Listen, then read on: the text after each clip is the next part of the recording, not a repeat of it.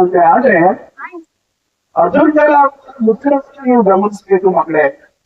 ಎಷ್ಟು ಸಹ ಕೊಡ್ತಾರೆ ಅಂತಂದ್ರೆ ಒಂದು ತಾರ್ಕಿಕವಾಗಿ ಯೋಚನೆ ಮಾಡಿ ಒಂದು ಉತ್ತರವನ್ನ ಕೊಡ್ತಾರೆ.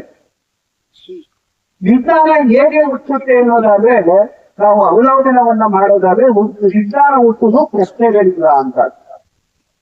ಇವತ್ತು ವಿಜ್ಞಾನ ಹುಟ್ಟಿದೆ ಅಂತಂದ್ರೆ ಅದು ಪ್ರಶ್ನೆ ಸಾಧ್ಯ ಆಗಿರುವಂತ.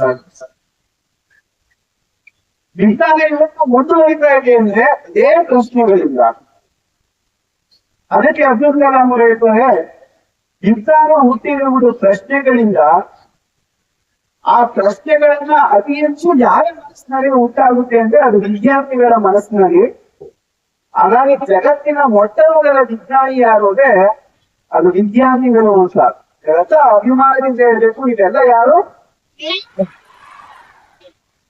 ಯಾವ ವಿಜ್ಞಾನಿಗಳಾಗ್ತೀರಾ ಅಂತಂದ್ರೆ ಪ್ರಶ್ನೆಗಳನ್ನ ಕೇಳಿದಾಗ ಮಾತ್ರ ವಿಜ್ಞಾನಿಗಳಾಗ್ತೀರಾ.